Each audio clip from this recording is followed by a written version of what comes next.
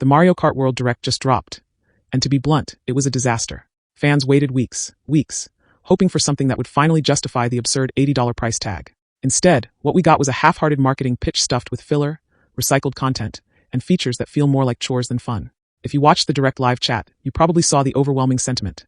Lower the price. Is this it? Where's the actual game? And after watching the whole thing? Yes, same. Let's start with the courses. Nintendo proudly announced that the new tracks are inspired by regions on the map. Wow, thanks. So instead of giving us innovative track design, they slapped a regional skin on the same tired formula. They act like that's a big deal, but it's just another lazy way to pretend there's variety when there really isn't. Then came the character reveals. And this part was genuinely embarrassing. There are now 24 racers per match, and instead of taking the time to add beloved interesting characters, they threw in random nonsense like Crab and Cow. Yes, Crab. It feels like they opened an asset folder labeled random NPCs and said, just use those. It's painfully obvious these weren't added out of creative vision. They just needed more characters to make the bloated race size seem justified. The Grand Prix structure was supposed to be a highlight, a continuous race from start to finish. Sounds cool, right? Well, no, because what they actually showed was a slog of transmission segments that are just long, boring highways that feel like worse versions of Toad's Turnpike. The course literally nobody ever asks for. And guess what? You get to drive that same long stretch 3 times per cup. Repetitive, uninspired, and the exact opposite of fun. And now Rainbow Road. This is supposed to be the crown jewel of any Mario Kart game. The legendary final track. The one you look forward to. The one that sets the tone. The one with insane visuals and that perfect mix of chaos and challenge. But here, it's treated like a footnote. You don't get to play it out of the box. Instead, you have to grind your way through every single Grand Prix just to unlock it. And when you do, there's no build-up, no reward, no fanfare. Just, here you go. Have fun, I guess. Why is Rainbow Road locked at all? This isn't 2005. This is a full-priced, premium, first-party release in 2025. Locking iconic content like Rainbow Road behind mandatory progression isn't motivating. It's insulting, especially if you just want to race with your friends. Now you have to complete the Grand Prix before all the courses are unlocked. It's like they wanted to make sure the one thing people actually want to do is put behind a wall of filler. Rainbow Road deserves to be celebrated, not tossed into a list of unlockables like some cheap skin. And don't even get me started on Knockout Tour. This was already revealed in the Switch 2 Direct, and yet Nintendo thought we needed to hear about it again, with zero new info. Yes, checkpoint racing sounds fine in theory, but how is that an $80 feature?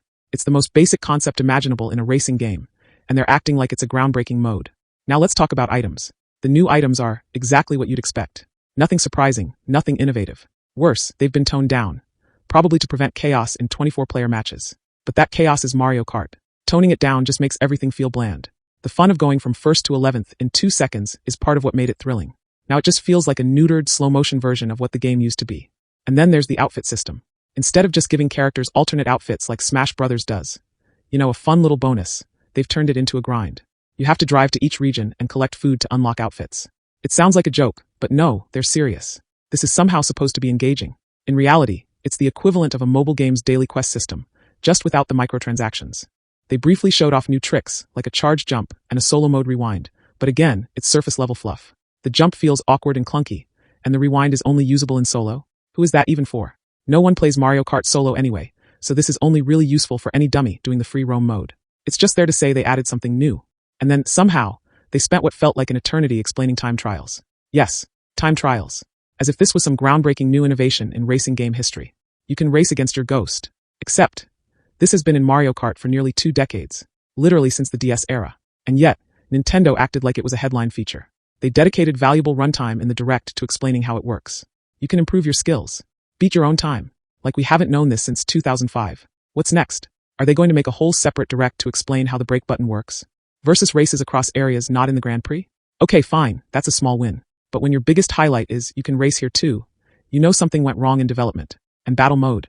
Still forced, still dull, and still feels like Nintendo added it out of obligation, not excitement. But the worst offense by far, and I say this as someone who is genuinely excited for it, is the open world. Or what they're now calling free roam mode. And honestly, even that name feels like a cop-out.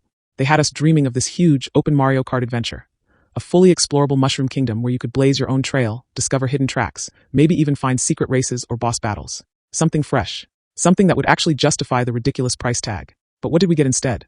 A glorified scavenger hunt. No, seriously. You just drive around collecting P-switches. That's the big idea. P-switches. Coins.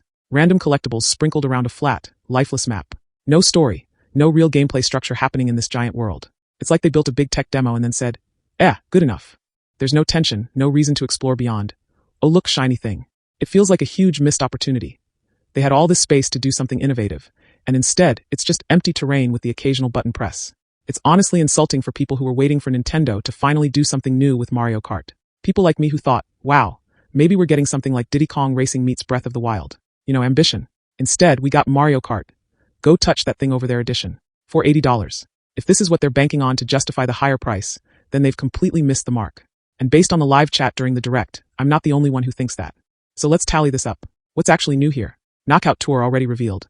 Free roam, empty and boring, nerfed items and a crab. That's it. Everything else is a rehash. An overpriced, overly padded rehash. Mario Kart used to be about fast, fun, chaotic racing with just the right amount of strategy and surprise. This feels like a corporate checklist of features Nintendo can put on a box to sell copies. Substance be damned. And that's the most frustrating part. The core of Mario Kart is still fun, but Nintendo seems to be doing everything possible to not innovate in any meaningful way. Instead, they're bloating it with shallow systems and tedious mechanics and calling it a new game. So if you watched the Direct hoping for a bold new direction for the franchise, you probably walked away asking the same question we all did. Is this seriously what we waited for?